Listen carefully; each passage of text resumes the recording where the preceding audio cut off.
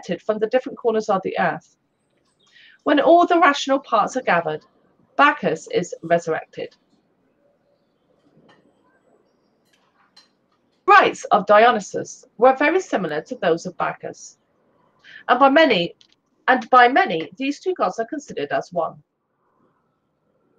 Statues of Dionysus were carried in the Eleusinian mysteries, especially the lesser degrees. Representing the soul of the mundane sphere, was capable of an infinite multiplicity of form and designations. Dionysus apparently was his solar aspect.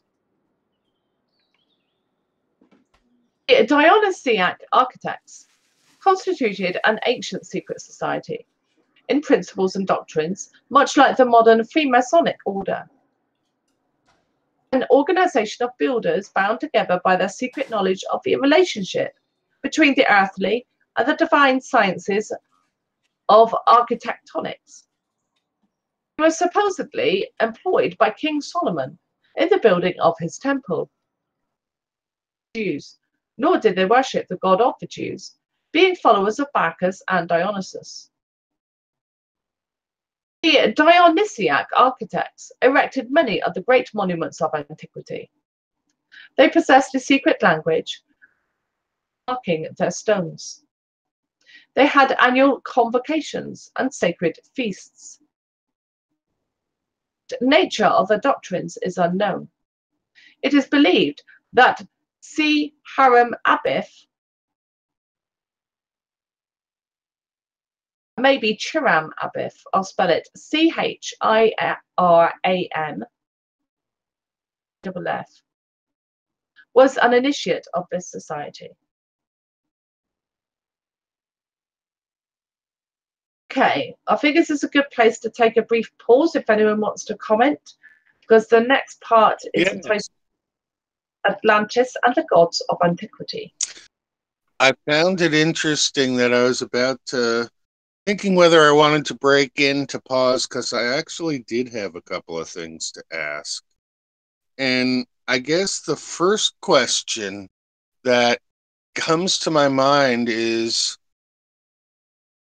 if the mythos is not used by the current system to just bring people down rabbit holes, because we've all heard these stories, none of them is new, but the way they build together is different. And so I see a lot of allegory here, a lot of figurative speaking, but if people take things literally, it's a completely different system than the old system. And I think Manly Hall is writing this to keep something alive that he can see is common but going to be buried.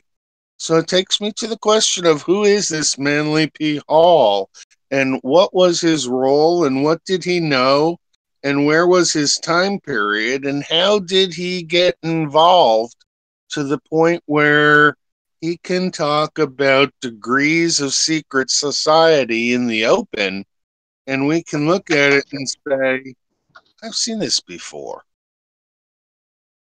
Oh, would you like me to just look up who he was and read out what we can find out about him?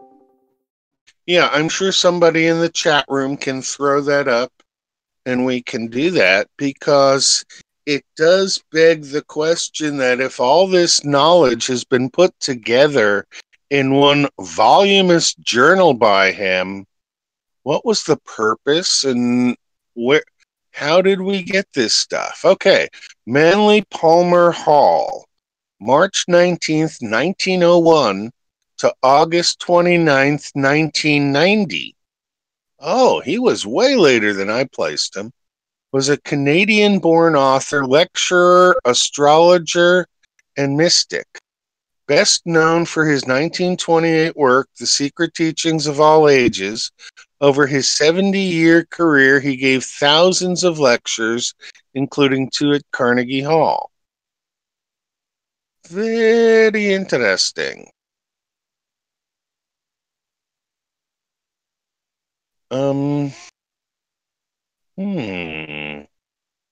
He Yeah, published over 150 volumes. Yeah. Prolific talker. Probably the go-to person for any explanation anybody had, because if this was published in 1928, that made him all of what, 27 years old when he put this work out? And it's obvious years of research. Yes, the source is Wikipedia for that. And so we might want to make sure that Wikipedia is sort of the go-to source for the mainstream to tell us exactly how to think. And he does look familiar. That bust does look like somebody, but I'm so far out of the acting world. No, I think David Wilcock really does not look like that. Maybe a little. That's funny because I was thinking of David Wilcock when I was looking at him as well. He's already claimed Edgar Casey, so I don't think he can claim Manly Hall in addition.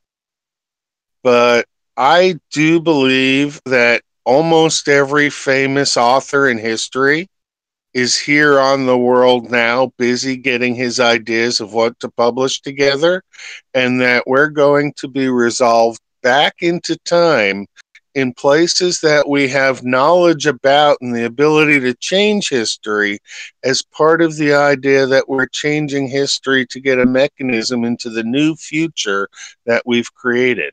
So if we're going to be on this path that we call living Earth, we have to go back at places in history and set some fundamentals of living Earth underneath the fundamentals that people have been taught, so that by the time the next cycle comes around and they go through all this again, living Earth isn't just something that has been come up with in the very end of the last century, but rather will be something that's embedded maybe as early as the Renaissance, maybe even earlier. Because I think a lot of us might end up in that time period between between 1200 and 1400, when a lot of things happened that went into building the Renaissance instead of having the Renaissance just poofing out of the air from absolutely no history at all of the previous 1,000 years. But it is quite an interesting adventure to hear all this mythology that I've heard in bits and pieces get related to itself.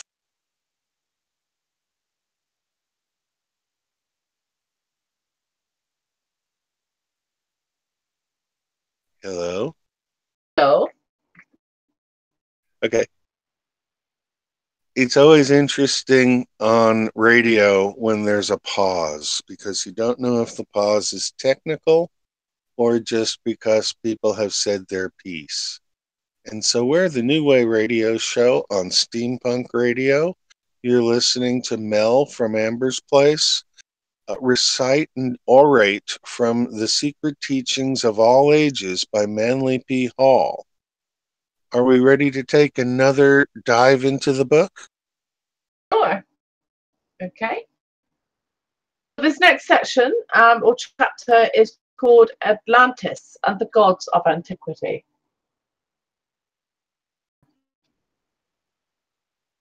Atlantis is the subject of a short but important article appearing in the annual report of the Board of Regents of the Smithsonian Institution for the year ending in June 30th, 1915.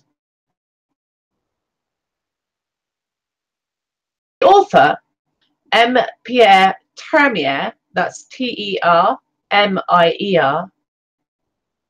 of the Academy of Sciences and Director of Service of the Geologic Chart of France, in 1912 delivered a lecture on the Atlantean hypothesis, Institute Oceanographique.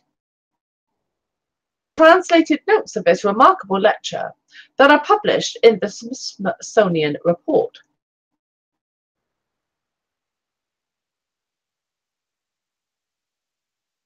After a long period of disdainful indifference, writes M. Termier, of how in the last few years science is returning to the study of Atlantis.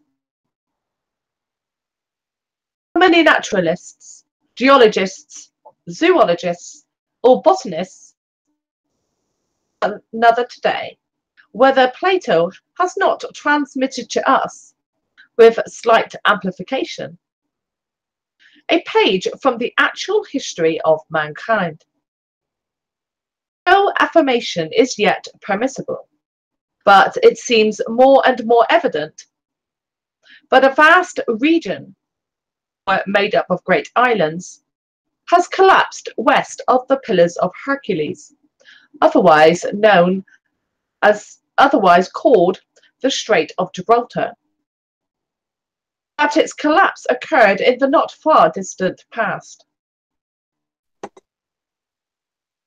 In any event, the question of Atlantis is placed anew before men of science, and since I do not believe that it can ever be solved without the aid of oceanography, it is natural to discuss it here in this temple of maritime science, and accord to such a problem, but now being revived, the attention of oceanographers, attention of those who, though immersed in the tumult of cities, lend an ear to the distant murmur of the sea.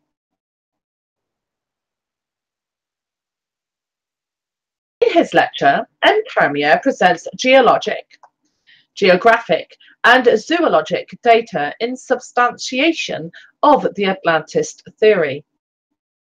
Figuratively, draining the entire bed of the Atlantic Ocean, he considers the inequalities of its basin and cites locations on a line from the Azores to Iceland, where dredging has brought lava to the surface from a depth of 3,000 meters.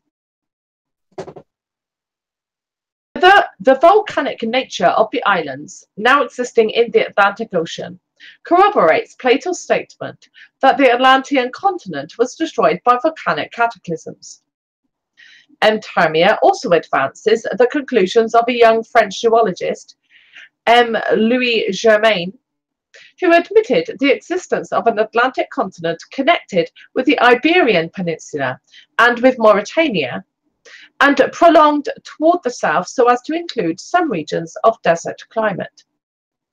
M. Termier concludes his lecture with a graphic picture of the engulfment of that continent.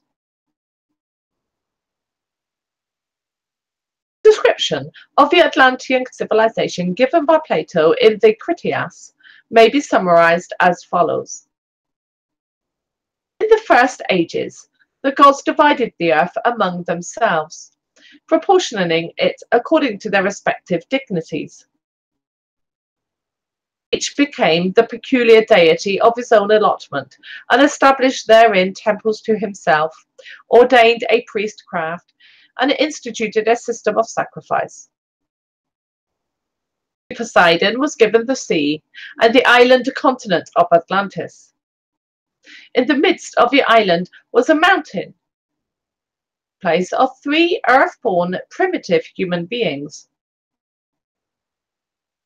His wife Leucippe, and their only daughter Cleito. The maiden was very beautiful, and after the sudden death of her parents, she was wooed by Poseidon, who begat by her 5 pairs of male children. Poseidon apportioned his continent among these 10, and Atlas, the eldest, he made overlord of the other 9. And further called the country Atlantis, and the surrounding sea the Atlantic, in honor of Atlas. Birth of his 10 sons, Poseidon divided the continent and the coastwise sea into concentric zones of land and water. As concentric zones of land and water, which were as perfect as though turned upon a lathe. 2 zones of land and 3 of water surrounded the central island. Poseidon caused to be irrigated with 2 springs of water, one warm and the other cold. Descendants of Atlas continued as rulers of Atlantis. Government and industry elevated the country to a position of surpassing dignity. The natural resources of Atlantis were apparently limitless.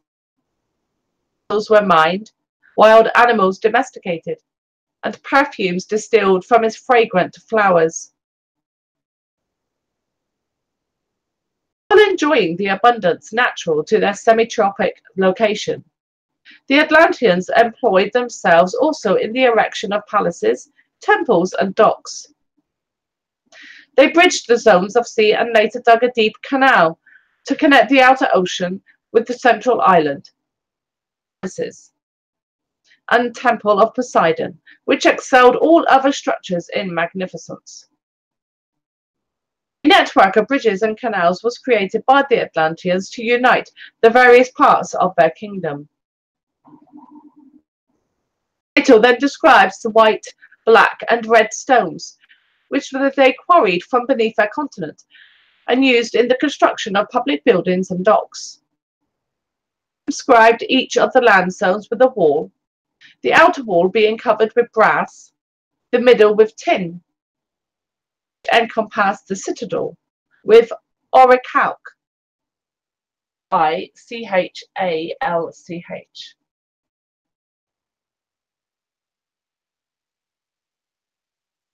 The citadel island contained the palaces, temples, and other public buildings. Its centre, surrounded by a wall of gold, was a sanctuary dedicated to Plato and Poseidon. The first 10 princes of the island were born, and here each year their descendants brought offerings.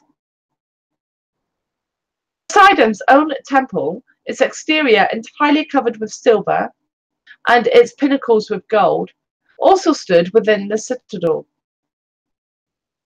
The interior of the temple was of ivory, gold, silver, and orichalc, pillars and floor. The temple contained a colossal statue of Poseidon, standing in a chariot drawn by 6 winged horses. About him 100 Nereids, that's N-E-R-E-I-D-S,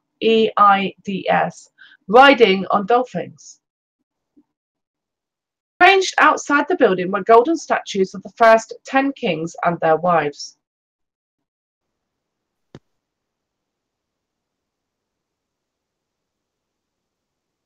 In the groves and gardens were hot and cold springs. There were numerous temples to various deities,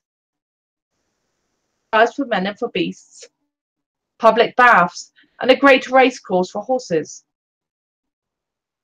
Vantage points on the zones were fortifications, and to the great harbour came vessels from every maritime nation. The zones were so thickly populated that the sound of human voice was ever in the air. That part of Atlantis facing the sea was described as lofty and precipitous. But about the central city was a plain sheltered by mountains, renowned for their size, number, and beauty. The plain yielded 2 crops each year, in the winter being watered by rains, and in the summer by immense irrigation canals, which were also used for transportation. It was divided into sections, and in time of war, each section supplied its quota of fighting men and chariots. 10 governments differed from each other in details concerning military requirements. Each of the kings of Atlantis had complete control over his own kingdom, but their mutual relationships were governed by a code engraved by the first 10 kings on a column of orichalc standing in the temple of Poseidon. Alternate intervals of 5 and 6 years, a pilgrimage was made to this temple, that equal honour might be conferred upon both the odd and the even numbers. Here, with appropriate sacrifice, Each king renewed his oath of loyalty upon the sacred inscription. The kings donned azure robes and sat in judgment. At daybreak they wrote their sentences upon a golden tablet and deposited them with their robes as memorials.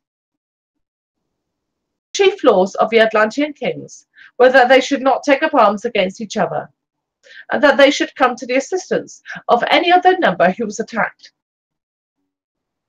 In matters of war and great moment, the final decision was in the hands of the direct descendants of the family of Atlas. No king had the power of life and death over his kinsmen without the assent of a majority of the 10.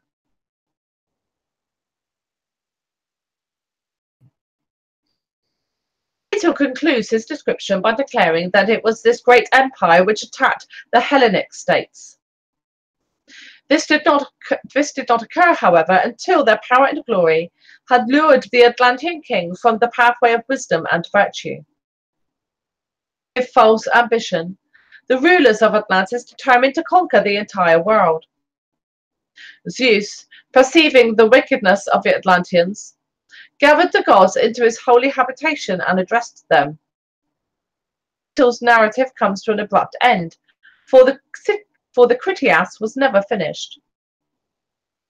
In the Timaeus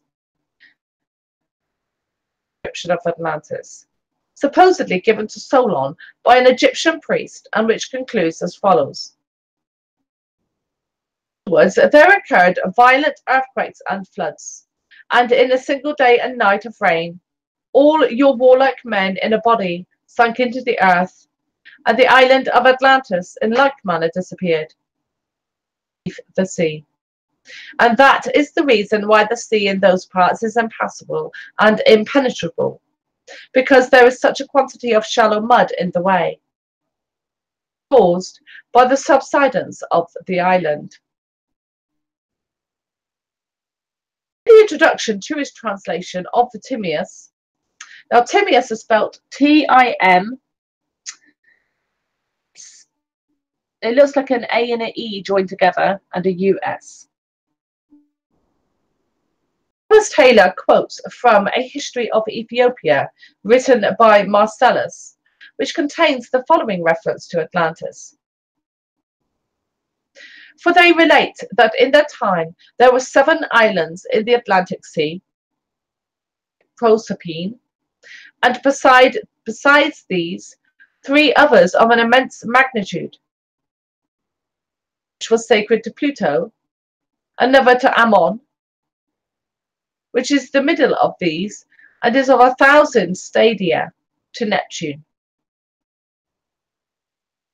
Cantor, commenting upon Plato, asserted that the Egyptian priests declared the story of Atlantis to be written upon pillars, which were still preserved circa 300 BC, or glimpses of vanished civilizations, in brackets. Ignatius Donnelly, who gave the subject of Atlantis profound study, believed that horses were first domesticated by the Atlanteans, for which reason they have always been considered peculiarly sacred to Poseidon. See Atlantis. From a careful consideration of Plato's description of Atlantis, it is evident that the story should not be regarded as wholly historical, but rather as both allegorical and historical. Or again, Porphyry, Proclus, and Syrianus realized that the story concealed a profound philosophical mystery, but they disagreed as to the actual interpretation. Plato's Atlantis symbolizes the threefold nature of both the universe and the human body. The 10 kings of Atlantis are the tetractys, or numbers, which are born as 5 pairs of opposites. Consult Theon of Smyrna for the Pythagorean doctrine of opposites for more information. The numbers 1 to 10 rule every creature. In turn, are under the control of the monad, or I, the eldest among them. or one, the eldest among them, I should say. With the trident scepter of Poseidon, these kings held sway over the inhabitants of the 7 small and 3 great islands comprising Atlantis. Philosophically, the 10 islands symbolized the triune powers of the superior deity and the 7 regents who bow before his eternal throne. If Atlantis be considered as the archetypal sphere, then its immersion signifies the descent of rational, organized consciousness into the illusionary, impermanent realm of irrational, mortal ignorance. Both the sinking of Atlantis and the biblical story of the fall of man signify spiritual involution, a prerequisite to conscious evolution. The initiated Plato used the Atlantis allegory to achieve 2 widely different ends, or else the accounts preserved by the Egyptian priests were tampered with to perpetuate the secret doctrine. This does not mean to imply that Atlantis is purely mythological, but it overcomes the most serious obstacle to acceptance of the Atlantis theory, namely, the fantastic account of its origin, size, appearance, and date of destruction, 600 BC. In the midst of the central island of Atlantis, mountain, which cast a shadow 5,000 stadia in extent, touched the sphere of ether. This is the axle mountain of the world, sacred among many races and symbolic of the human head, which rises out of the 4 elements of the body. The mountain, upon whose summit stood the temple of the gods, gave rise to the stories of Olympus, Asgard, the city of the Golden Gates. The capital of Atlantis is the one now preserved among numerous religions as the City of the Gods, or the Holy City.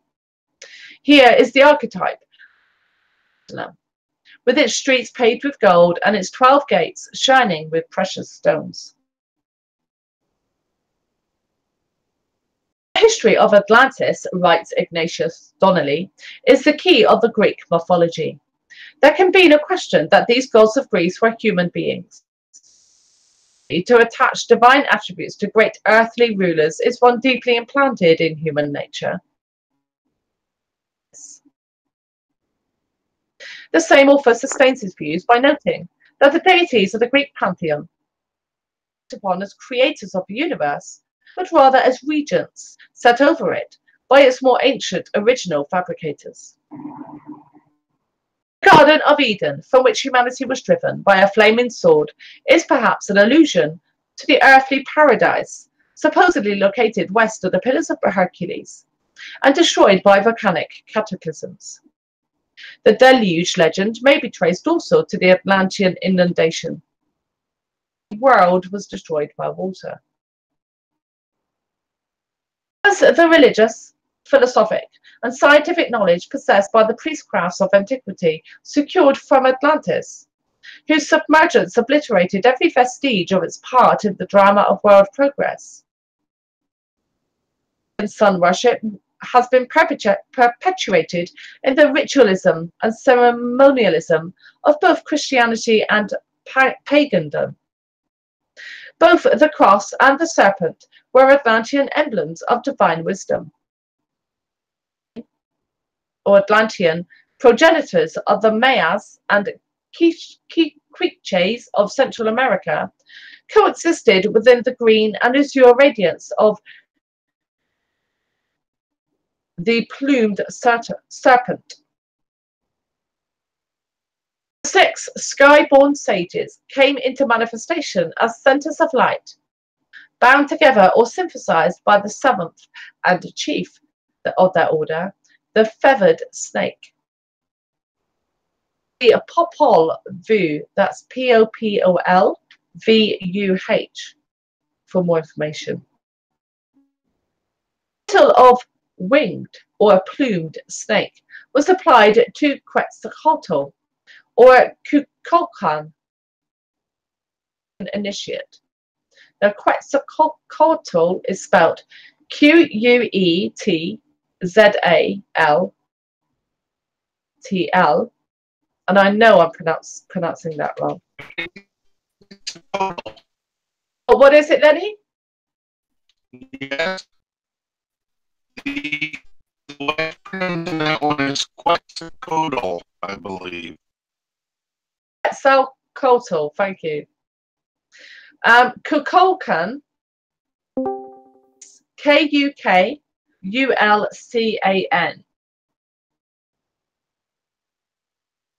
The center of the Atlantean wisdom religion was presumably a great pyramidal temple, standing on the brow of a plateau, rising in the midst of the city of the Golden Gates.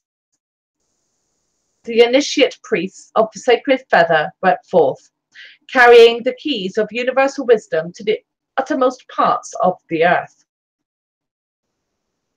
The mythologies of many nations contain accounts of gods who came out of the sea. Certain shamans among the American Indians tell of holy men dressed in birds' feathers and wampum, that's W-A-M-P-U-M, who rose out of the blue waters and instructed them in the arts and crafts. The legends of the Chaldeans is that of Oannes, or Oannes, that's O-A-N-N-E-S, a partly amphibious creature who came out of the sea and taught the savage peoples along the shore to read and write, till the soil, cultivate herbs for healing, establish rational forms of government, and become conversant. Among the Mayas, Pato, the saviour god, scholars believe to have been St. Thomas, issued from the waters and, after instructing the people in the essentials of civilization, rowed out to sea on a magic raft of serpents to escape the wrath of the fierce god of the fiery mirror, Tezcatlipoca, that's T-E-Z-E-L-I-P-O-C-A.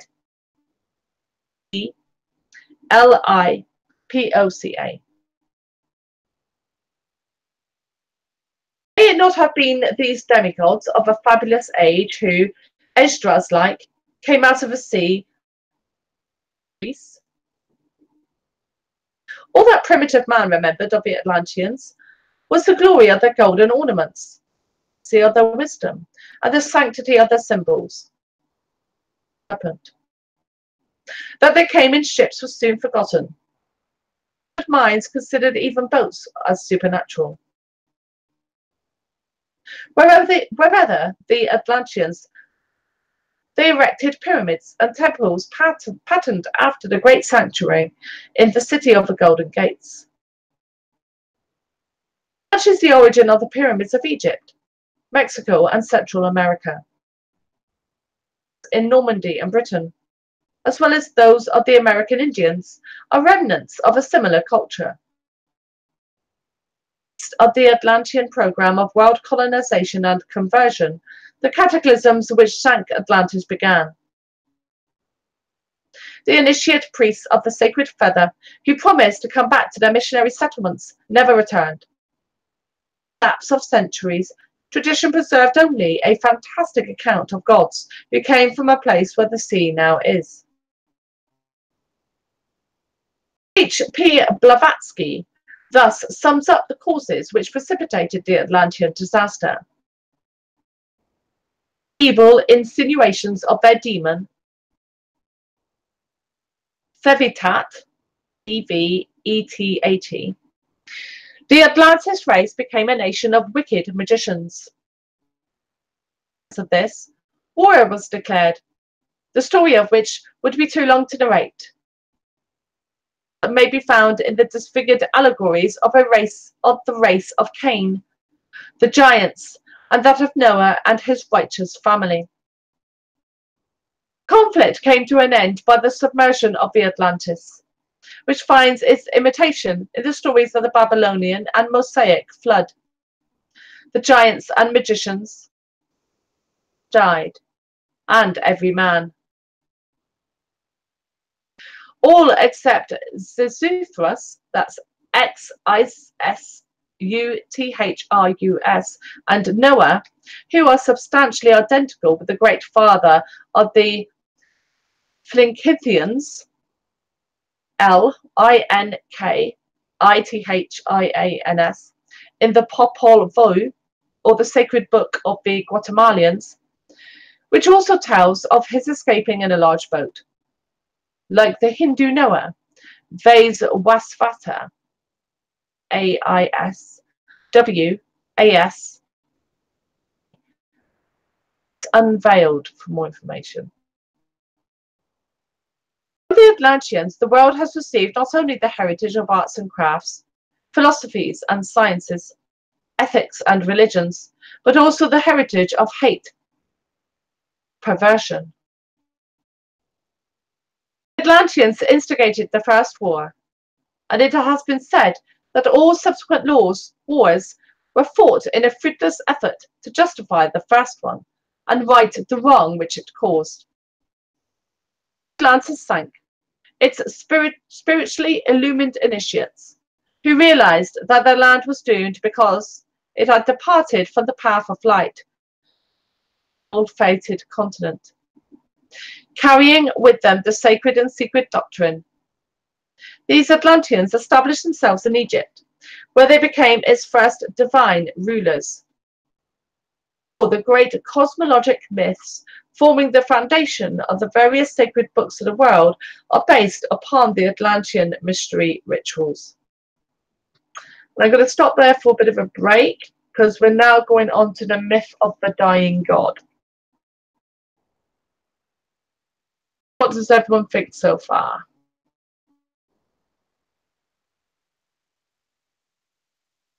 For the I've been before with the Popol Vuh, and I consider it one of the few red works that really go back deep into history.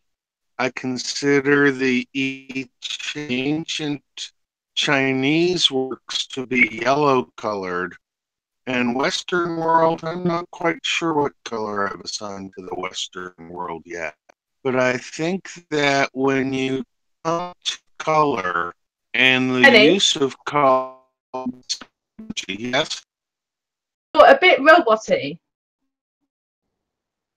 The Popol Vuh is where I was going, and there's more to that work. I've heard it in different context. You're digital. So you sound digital. I think you need to reset your voice settings. I think I need to.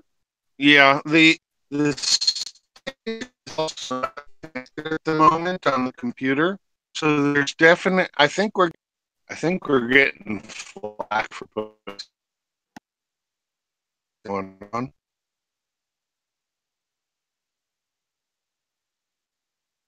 So down for the next. Keep going at it. It's not on air at the moment, so I have a chance to reboot the tablet. Okay, so while Lenny is sorting his technology out, has anyone else got anything about what I've read about the Atlantis mysteries here?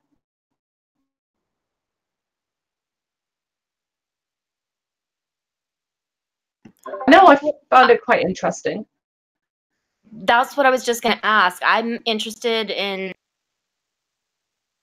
I mean, you read it and we're listening to you. I'm just wondering what are your key points that you take away or that are of interest to you? Like, what are the standouts for you? Okay.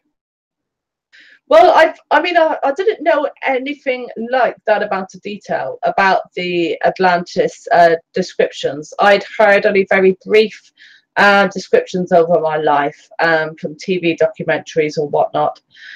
I did hear that one of the locations that Atlantis was hypothesized to be was in the Atlantic, but I'd also read about the concept that it was actually what is now called the island of Hira, I think, in the Mediterranean, and there's been others as well. I know people talk about it possibly being the Antarctic continent. didn't know anything about its kings, the 10 kings, and that does remind me of Noah. And if I remember correctly, and I may be incorrect here, for us, which is mentioned as being is the Noah character in the Sumerian histories. Mm-hmm. So it seems that everywhere seemed to have these same tales. So who knows where the locations actually were, or whether they ever actually happened. There must be some truth to it. Right. Well, this is what, just from a commenter in the chat room, Dennis is saying there are many versions, speculative. And I think, you know, that's why I'm interested in your takeaway, because you studied this kind of stuff a lot greater than I have. So I do find it interesting that there are so many different versions. This is just an area that I haven't researched in depth with, like, the vigor I do other things. So, but continue. Dr. Lenny? Welcome back, Lenny. I'm still working, so continue with what you're talking about. I'm great. Okay, so Karen was just saying how she's learned quite a lot from this about Atlantis, as am I. I haven't studied it, honestly. It's literally all I know is little bits and pieces I've heard over the years. And what Ralph Ellis has talked about it. Okay, so this is interesting. I read something recently that talked about oh my God, some kind of experiment that has to do with time travel and data keeping, and we will know whether or not that this experiment is actually successful in 500 years. And God, I suck at recalling details of what I read because I read so much. Yeah. But it was very interesting because one of the challenges that they have in doing this research is how do you pass forward information 500 years from now when you don't know what the technology is going to be. And so one of the things this group of scientists do is that every 25 years, they have like a complete review of the technology available to basically secure the communication, be it like on paper or on a USB drive. They have like a computer thing and backup paper, but paper, it's not believed that it will actually exist and in good condition 500 years from now. But for now, you know, whatever, there's two versions. And then the other thing is that they always update for language. Like, is the language that we're using, like, have there been any changes in how we formulate sentences or anything? And that linguistic angle is really, really critical for making sure that every 25 years, like if they don't do that 25-year update thoroughly and comprehensively, like at any 25-year integral, potentially the ball could be dropped such that 500 years from now, anybody reflecting on this would say, you know, we can only speculate like we're doing right now about Atlantis. So I don't know. That's what it prompted me thinking about. And when you're in this situation and you're trying to put together a piece of, you know, a puzzle from the past, to create a complete picture, what do you need? I mean, obviously you need to interpret the and understand. I think there's probably bits of truth in all of the versions, maybe. Is that possible? I mean, and then there's the whole issue of perception. Yes. Well, I would agree. There's got to be truth in all of it. I find it interesting what you're talking about because isn't that fascinating? Like, that's really a challenge. How do you keep what is going on right now pure so that it is understood the way we understand it in our minds today for 500 years from now? How do you preserve that? That's an incredible feat. Hmm? Actually, there's a lot of stuff coming out now with the Tartaria and other things that make a lot of sense, that tell me that something had taken over the sense of history, rewritten on top of it, and it's only now that we're waking up to see that what we've been presented with as history is a false version of it. So there's a lot going on there. Well, it's only logical to think that if modern day science, technology, discoveries, like if we are actively engaged in preserving the information so that it is understood 500 years from now, I can only imagine that the same thought crossed the mind of people 500 years ago, right? I mean, it's logical. Hieroglyphs? Are the hieroglyphs people trying to tell us what's going on that we have to interpret to come back into the But reality of the time that's the we whole are? thing with the scientific study that I mentioned. And again, I'm sorry that I don't have. You know me, Dr. Lenny, I'm always interested in the sociological impact. So I'm sorry I can't cite the actual science.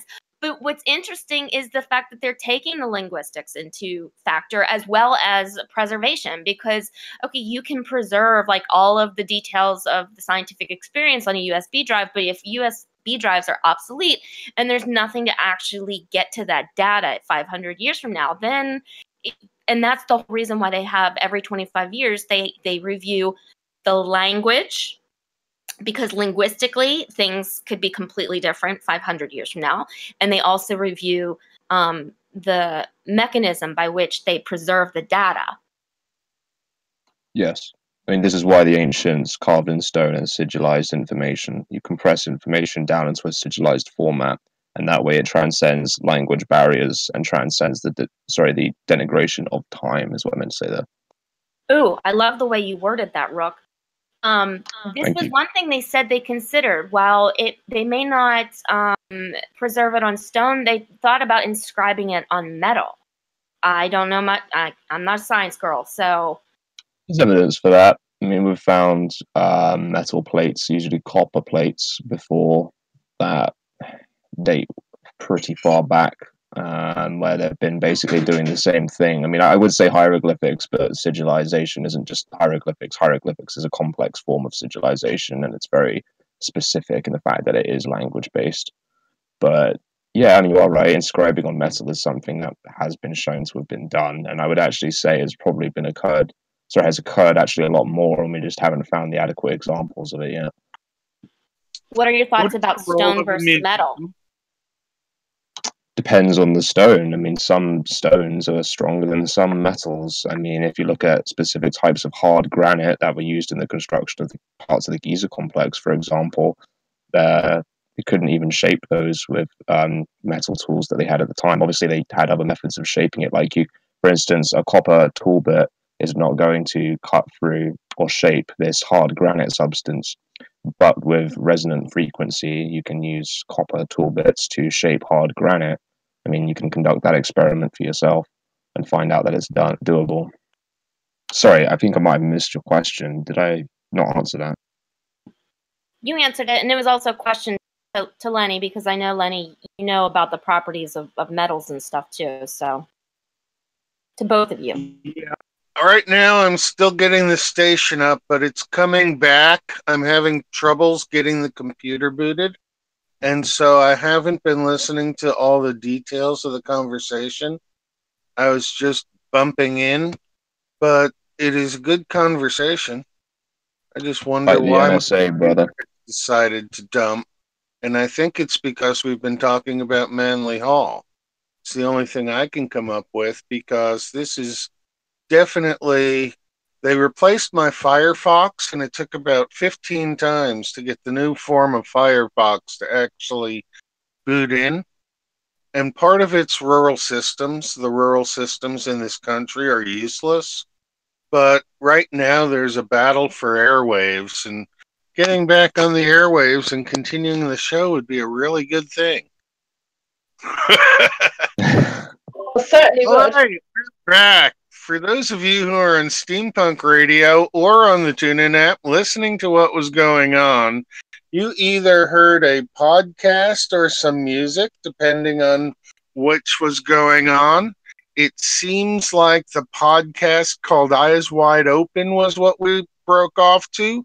But this is the New Way on Steampunk Radio, and the New Way is putting up with some technical difficulties that may be more difficult than technical. But you never know how things are. I'm Dr. Lenny Time. This is the New Way. You're listening to Steampunk Radio on your TuneIn app. And now we got everything going. I think there's about 45 minutes left in the show. And right now we're having a conversation on the concept of Atlantis and whether hieroglyphs and other forms of sigilization are ways of passing information between generations that's good, solid information. Because currently, I don't think any of the information we're getting in reality is good. So right now I've got Mel with me. She's been reading Manly Hall, The Secret Teachings of the Ages. And we've got Rook and Karen here also with this conversation. So let's pick it up where somebody can update the listeners, and let's run with the conversation. I was having a break while the conversation was going on, so I wasn't listening to all of it. I came back just to hear Rook finishing off what he was talking about. And you deserve a break. That's tough to read for long lengths of time. So thank you, Amber. Just briefly, basically, we were talking about how do you accurately preserve information, data about your civilization, technology, science, all of that, such that it is understood 500 years into the future. And while the technology will change, we figured if it's logical that we're thinking about that now, it's logical that people thought about that 500 years ago and 1,000 years ago. And there has been a science project that I'd have to find what I was reading about, where every 25 years they update the technology and the linguistic, the language differences that have kind of like subtly shifted at 25-year increments in hopes of making the information relevant and understood and understandable in 500 years from now, which would then make things less speculative and more accurate. And then Rook was chiming in with knowledge about hieroglyphics and using stone or metal, because that's also being considered for preserving information. And I'm not a science person, but apparently there are strengths to various stones and metals that would make one or the other an effective method for preserving information about today. And that's it. All I can say And is they sum it all up. Go ahead. I was just going to say that all I can say about that is I have pity for the culture that, say, in now is maybe informing their own development based on our technological wisdom.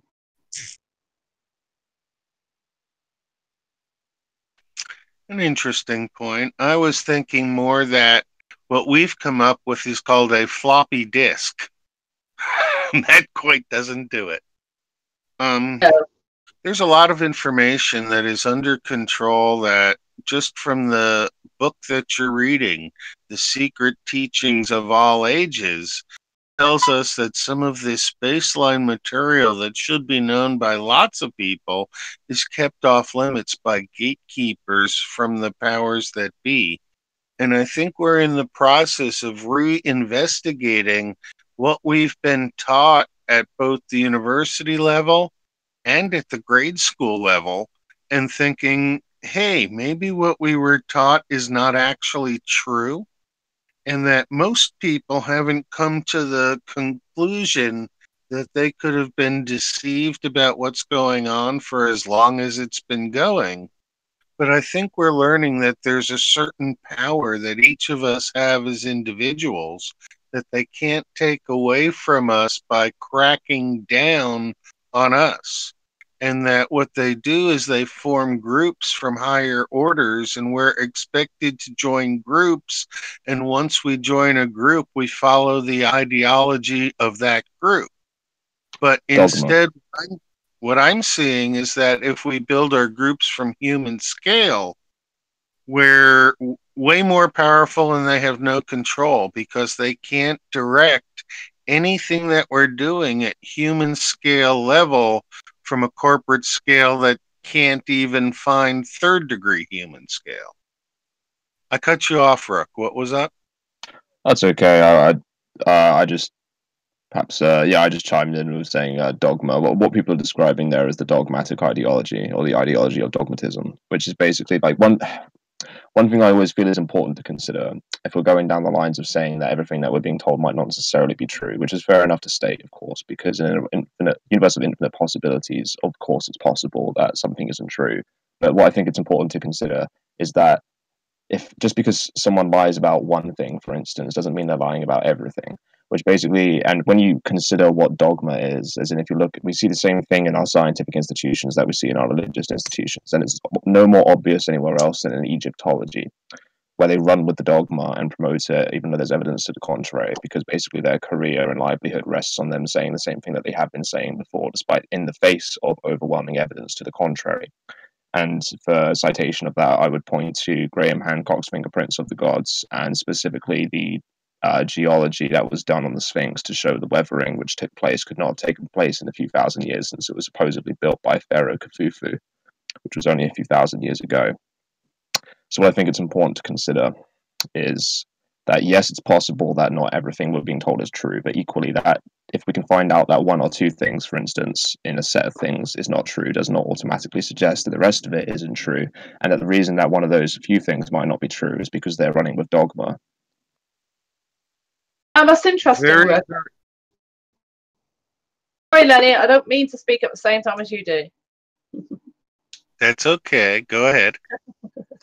It's an interesting book because I've recently been introduced to a researcher called Larry Hunter. I don't know if he's a doctor or anything. I know he's a scientist, some kind of scientist to do with light. 30-40 years he's been fascinated with Egypt. He's traveled of Egypt now, apparently, he says, from north to south, gone to all the sites and had some very mystical experiences in the pyramids, which first piqued his curiosity and his fascination in the 70s when he was a recent graduate, I think he said, and has discovered, he claims, subterranean caverns, basically a subterranean city underneath the Giza Plateau. Apparently one has now been officially discovered using some sort of scanning technique from orbit over a similar place in Egypt. Some sort of ground penetrating scanning technology that has found what he alleges is also under the Giza Plateau, and they're all connected. And he's got some very interesting things to say about what he believes to be the age of the Giza pyramids, monuments like that, based on the age, supposedly, that he reckons the subterranean cities are. You're talking about over 1 million years. It's very interesting when you re-listen to his accounts and his lectures. And I haven't gone to his website yet, so I've only just come across him in the last few days. To the listeners, Larry Hunter, that is. I've had a look at his website. Actually, it is interesting. The only thing I'd say regarding that is I have been looking into the recent revelations scientifically. Ground penetrating radar is roughly what you meant. That it works on a small scale and a large scale. You can do that from satellites as well. What I can say that I have read and has been verified is I'm not sure. I haven't seen any evidence to suggest that there is an underground city and that that's been verified. There is a void underneath the pyramid at Giza, the Great Pyramid. That's been suggested by multiple people for multiple decades that I've read about. And that we have detected that there is a void under there because the pyramid also has interesting electromagnetic properties as well as heat properties. And they have been able to detect that there is interesting fluctuations in the Earth's electromagnetic field underneath the pyramid as well as on top of the pyramid. And that's something to do with the way it's placed, where it's placed, that it forms an interesting manipulation of the Earth's field.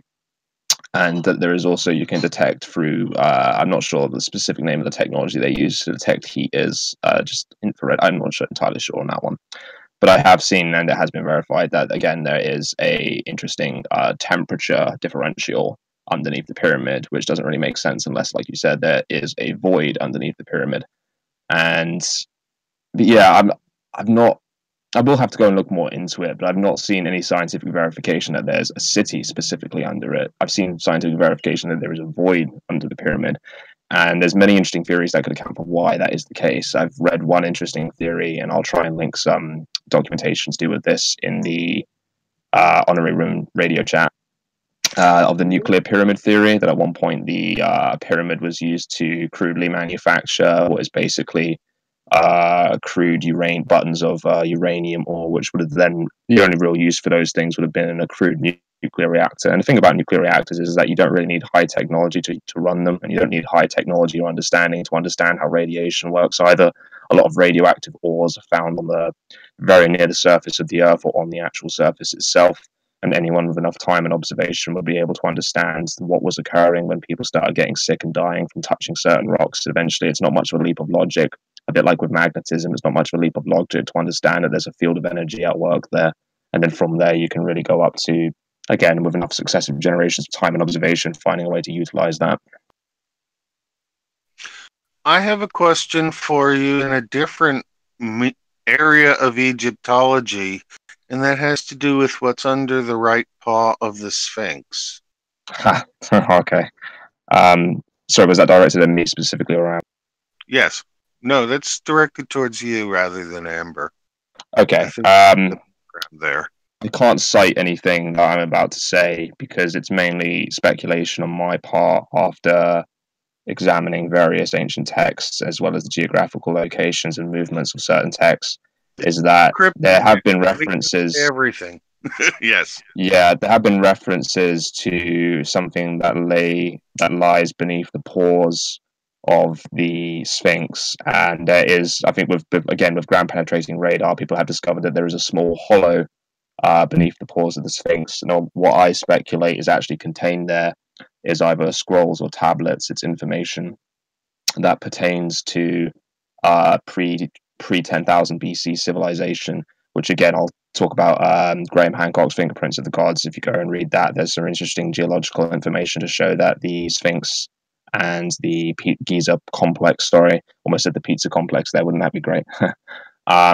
Existed pre 10,000 BC, at least 10,500 BC, so about 12,500 years ago now, which obviously predates what our current accepted model of civilization existing is.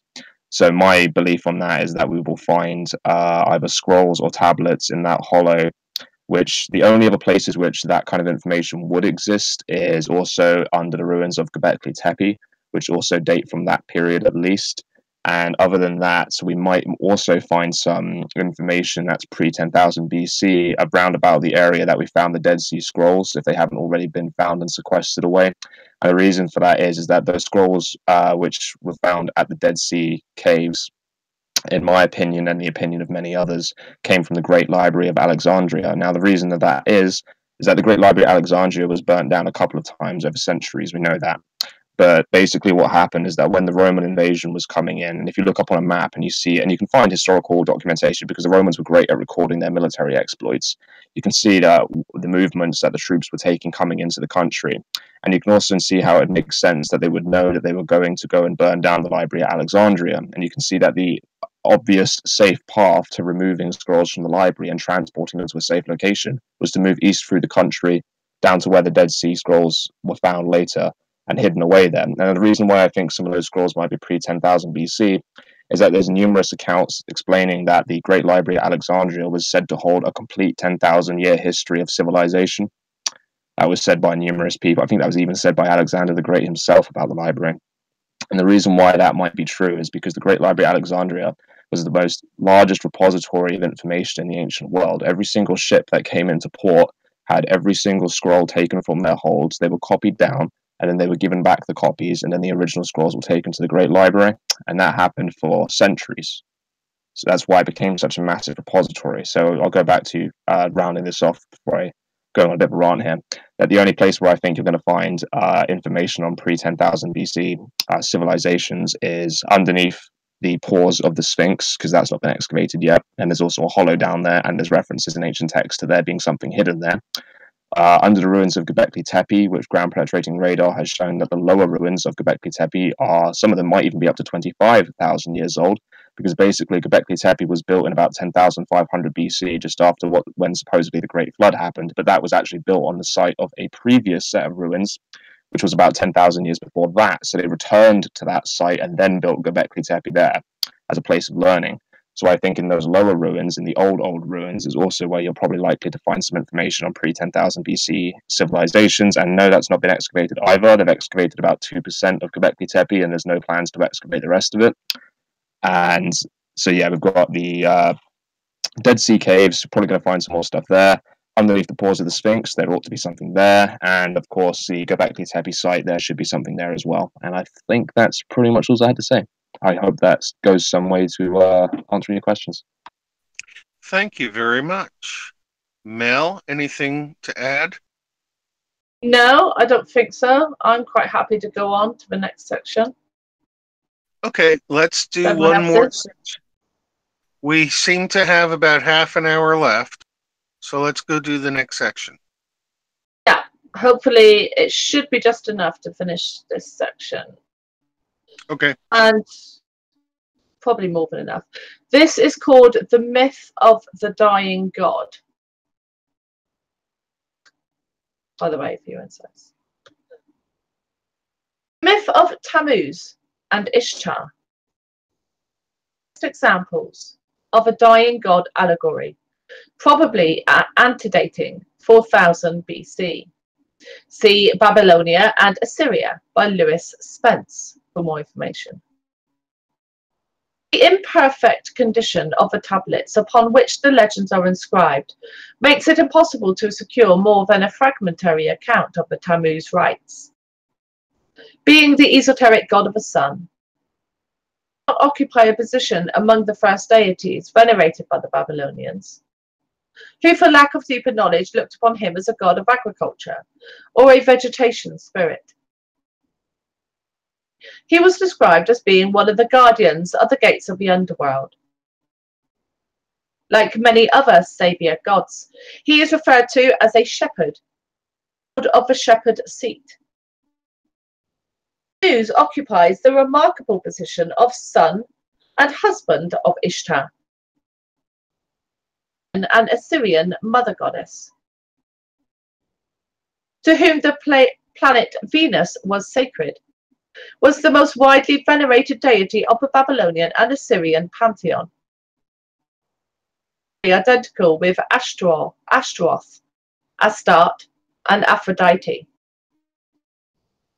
The story of her descent into the underworld in search, presumably, for the sacred elixir which alone could restore Tammuz to life is the key to the ritual of her mysteries.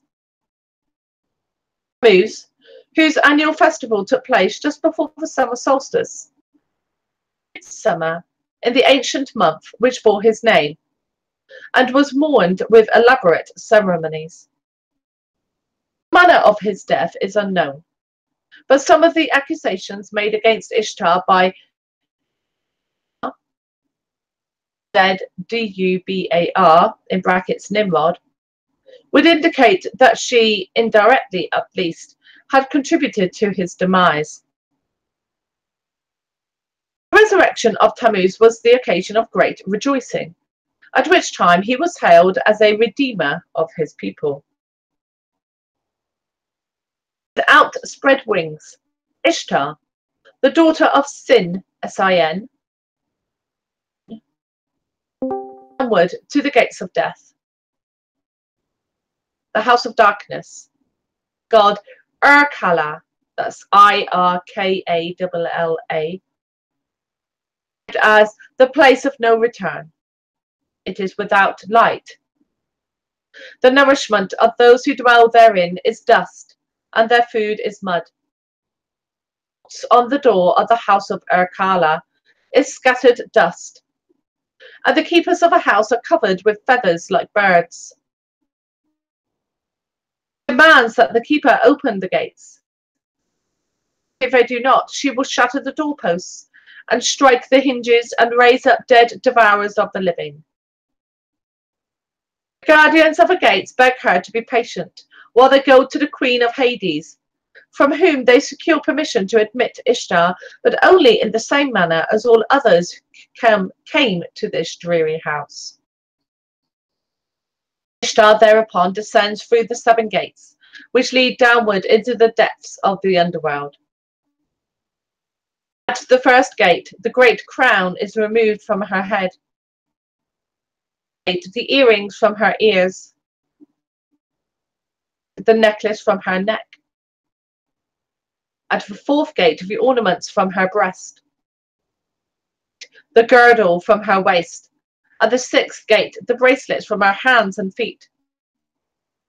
Gate, the covering cloak of her body. Ishtar remonstrates as each successive article of apparel is taken from her.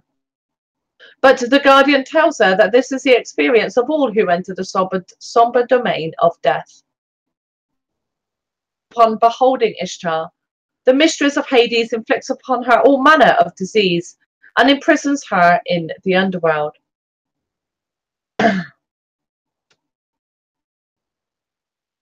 Ishtar represents the spirit of fertility. Her loss prevents the ripening of the crops, all life upon the earth. In respect, the story parallels the legend of Persephone.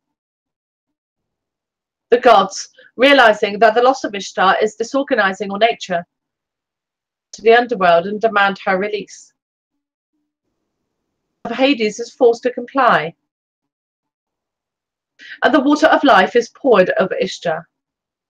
Of the infirmities inflicted on her, she retraces her way upward through the 7 gates, at each of which she is reinvested with the article of apparel which the guardians had removed. See the Chaldean account of Genesis. No record exists that Ishtar secured the water of life which would have wrought the resurrection of Tammuz. The myth of Ishtar symbolizes the descent of the human spirit through the 7 worlds, or spheres of the sacred planets. Deprived of its spiritual adornments, it incarnates in the physical body, Hades, where the mistress of that body heaps every form of sorrow and misery upon the imprisoned consciousness. Waters of life, the secret doctrine, cure the diseases of ignorance. Ascending again to its divine source, regains its God-given adornments as it passed upward through the rings of the planets. Another mystery ritual among the Babylonians and Assyrians was that of Merodach and the dragon. Merodach is spelled M-E-R-O-D-A-C-H. The creator of the inferior universe slays a horrible monster, and out of her body forms the universe. Here is the probable source of the so-called Christian allegory of St. George and the Dragon. Mysteries of Adonis, or Adoni. In many parts of Egypt, Phoenicia, and Byblos. The name Adonis, or Adonai, or Doni, means Lord, and was a designation applied to the sun by the Jews as the esoteric name of their god. Erna, mother of Adonis, tree by the gods, and after a time the bark burst open and the infant Saviour issued forth. He was liberated by a wild boar, which split the wood of a maternal tree with its tusks. Adonis was born at midnight of the 24th of December, and through his unhappy death, a mystery rite was established that wrought the salvation of his people. The month of Tammuz, another name for this deity, he was gored to death by a wild boar, sent by the god Ars, as ARS, and in brackets Mars.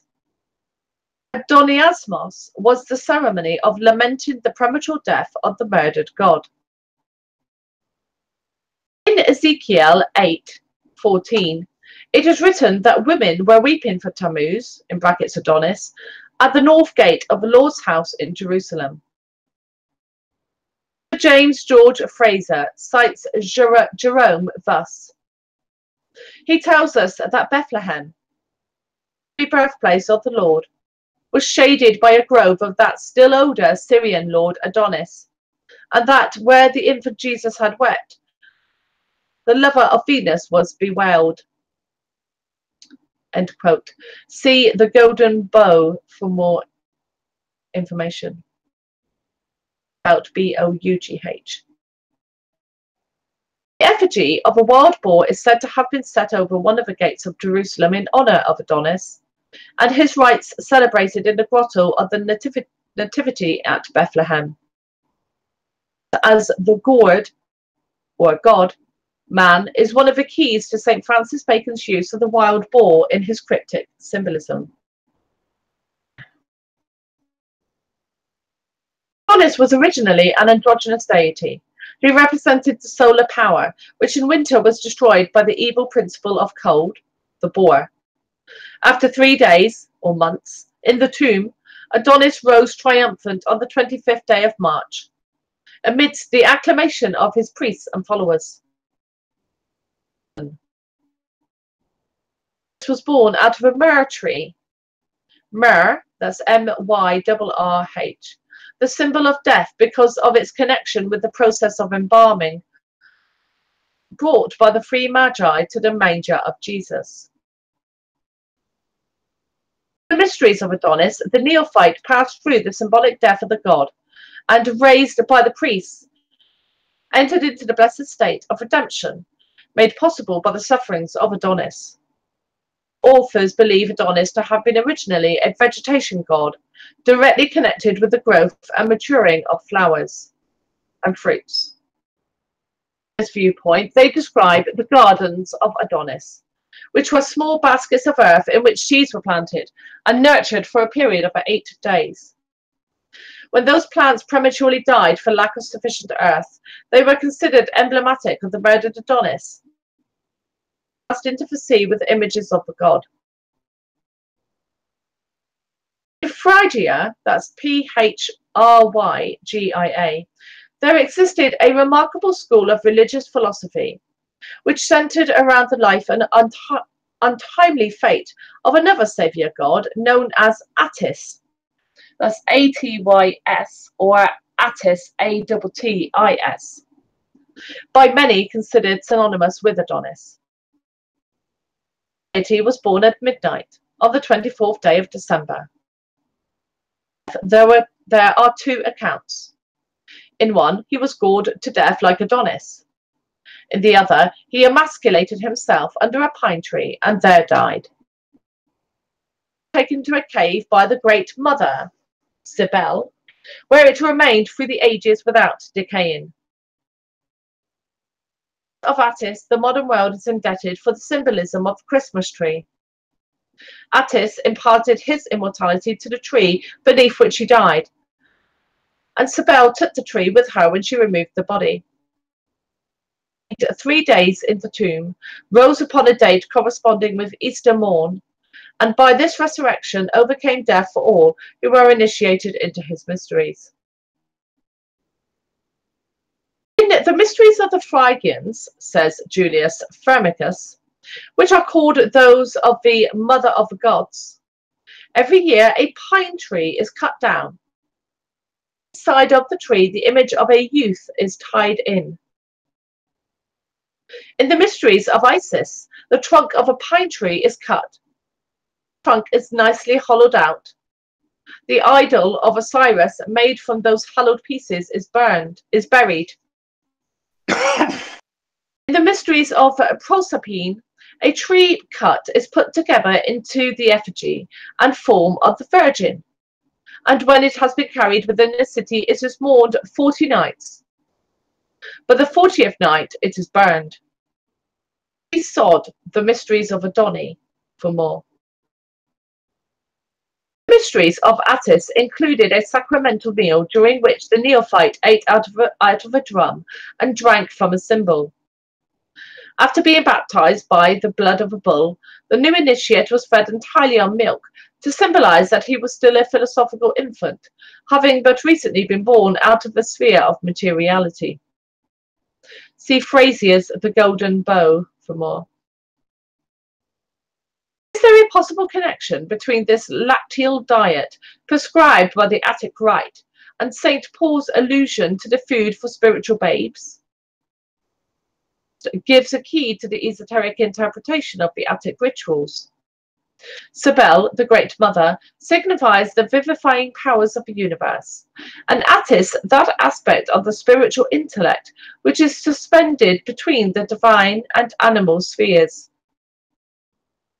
Mother of the gods, loving Attis, gave him a starry hat, signifying a celestial powers, but Attis, in brackets mankind, symbolic of the lower animal propensities, forfeited his divinity and lost his creative powers.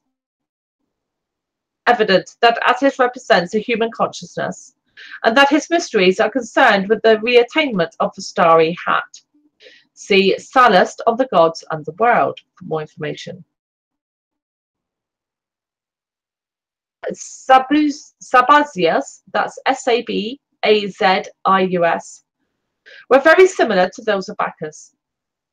I believe that the two deities are identical.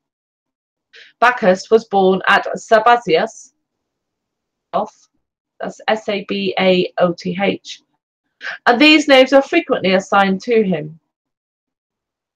Elysian mysteries were performed at night, and the ritual included the drawing of a live snake across the breast of the candidate. Alexandria writes, of the Sabazian mysteries, to the initiated is the deity gliding over the breast. Serpent was the symbol of Sabazius because this deity represented the annual renovation of the world by the solar power. Borrowed the name Sabaoth from these mysteries and adopted it as one of the appellations of their supreme god. During the time the Sabazian mysteries were celebrated in Rome, votaries, and later influenced the symbolism of Christianity. The Kabiric mysteries of Samothrace were renowned among the ancients, being next to the Eleusinian in public esteem. Terse declares that the Samothracians received their doctrines, especially those concerning Mercury, from the Pelasgians, that's Pelasgians. It is known concerning the Kabiric rituals, for they were enshrouded in the profoundest secrecy. Some regard the Kabiri as 7 in number and refer to them as the 7 spirits of fire before the throne of Saturn. They believe the Kabiri to be the 7 sacred wanderers, later called the planets. While a vast number of deities are associated with the Samothracian mysteries, the ritualistic drama centers around 4 brothers. The first 3, Aschieros, that's Aschieros, Perseus, that's Achiocheresus, and Achiochersa, that's Achiochersa, attack and murder the fourth, Kashmala, Hmala, in brackets, or Cadmillus, Cadmillus. Dionysiodorus, however, identifies Asheros with Demeter, Achiochersus with Pluto, Achiochersa with Persephone, and Kashmala with Hermes. Alexander Wilder notes in ritual, Cadmillus is made to include the Theban serpent god Cadmus, the Thoth of Egypt, the Hermes of the Greeks, and the Emeth or of the Alexandrians and Phoenicians.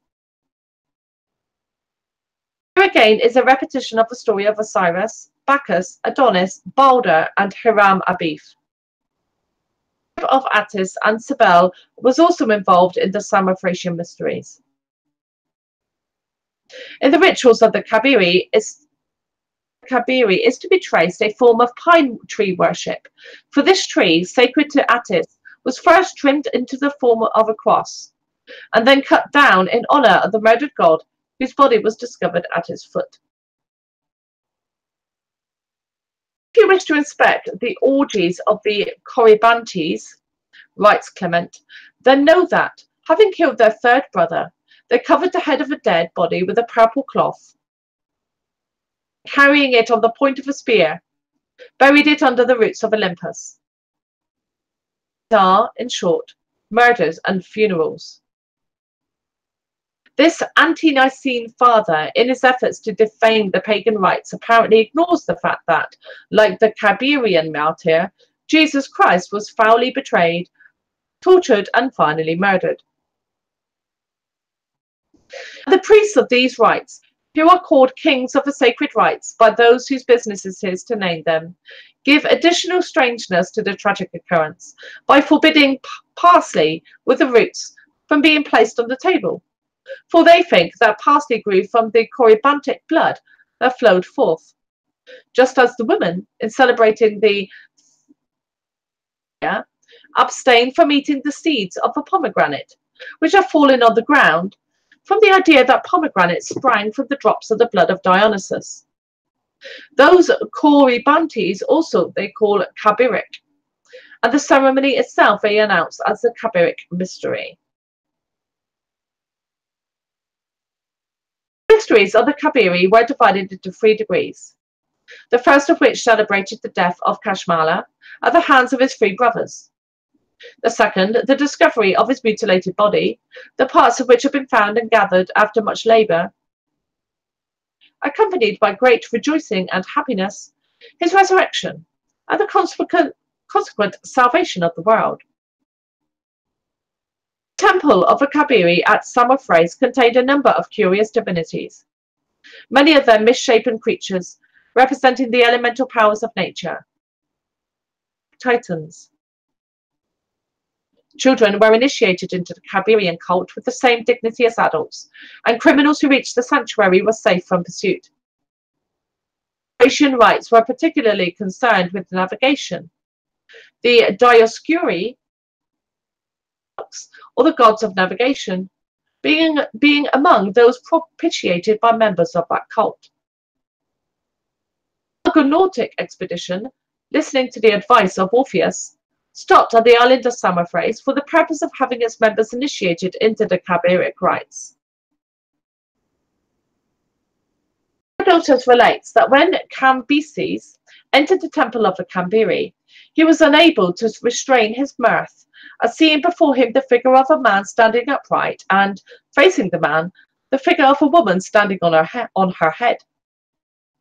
Had Cambyses been acquainted with the principles of divine astronomy, he was then in the presence of a key to universal equilibrium.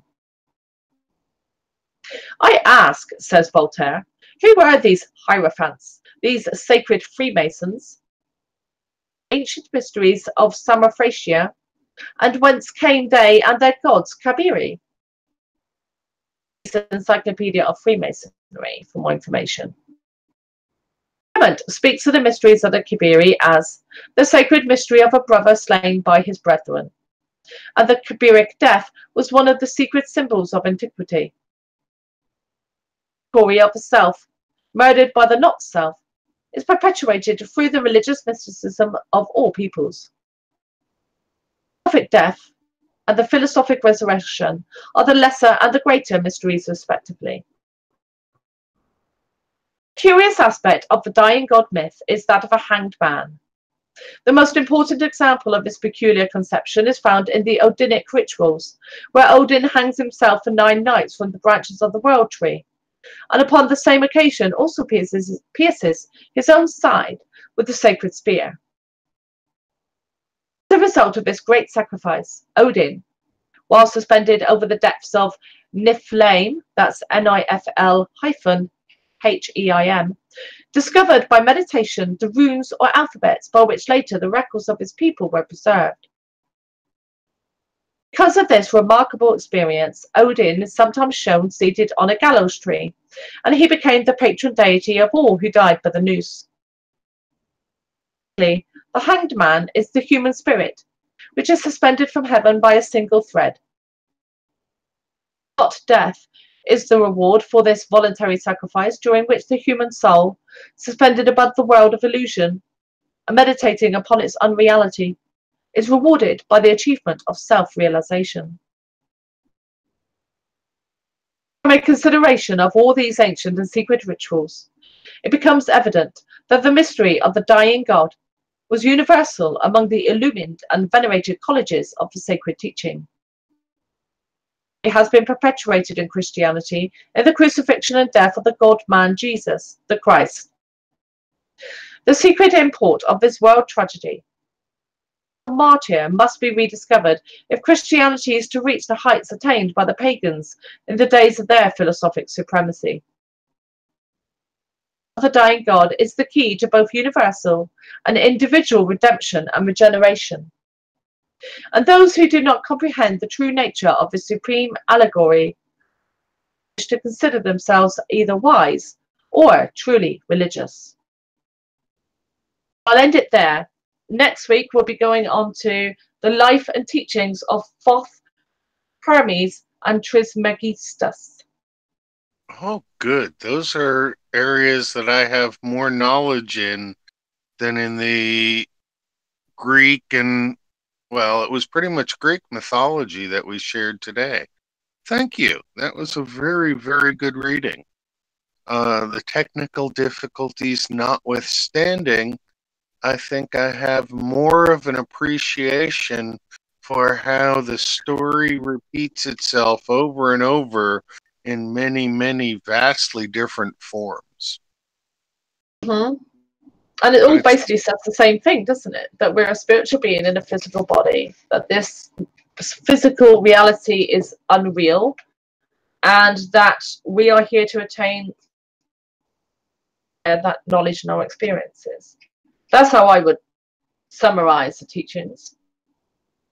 I think that there was definitely an agenda behind the teachings, and that it's part of the polarization, and that from now having 4 readings of the same teachings, there's not anything in the teachings that seems like it should be off limits to know. And it's all just history, and the fact that it's secret is because the current authors of the history have their own crypto fiction going, and we're just living in the crypto fiction as defined by past works like 1984, Paradise Lost, Stranger in a Strange Land in some ways. And so if we look at the fiction that was written prior, the space age is just a lot of space-relevant fiction. And the robots, well, Isaac Asimov wrote about them in the 1950s. And the whole of the way that science has developed comes out of the alchemy that we're going to talk about next week when we talk about Hermes and Trismegistus. I'm looking Very forward good. to it. Yes, this has been The New Way on Steampunk Radio. You've been listening on the TuneIn app. I'm Dr. Lenny Time. You can find me on steamit.com at Lenny Time. THYME. Steam has two E's, STEEM, and is based on a cryptocurrency that may or may not make it, but the idea will always be steampunked. I'd like to thank my sponsors at Steampunk Radio for allowing me non-commercial airtime where the only thing that we have to sell is our souls. Tune in next week. No, tune in tomorrow, because the guest tomorrow is going to be a friend of mine named Golden Wizard, and we're going to talk about temporal crime logs, cookies, and all sorts of fun things that go on in the world today, so you really won't want to miss it at all. On behalf of the other characters who appeared on the show today, this is Dr. Lenny Time signing off. Listeners will now be entertained by Alex Jones and The Alex Jones Show. I really wonder what Alex Jones would say if he knew that Dr. Lenny and The New Way were the lead-in to The Alex Jones Show, because I don't think he has yet to ever tackle a topic The New Way has tackled. But we tackle everything because we're The New Way, and we are not afraid of anything that's coming down the pike. Wow. We're done.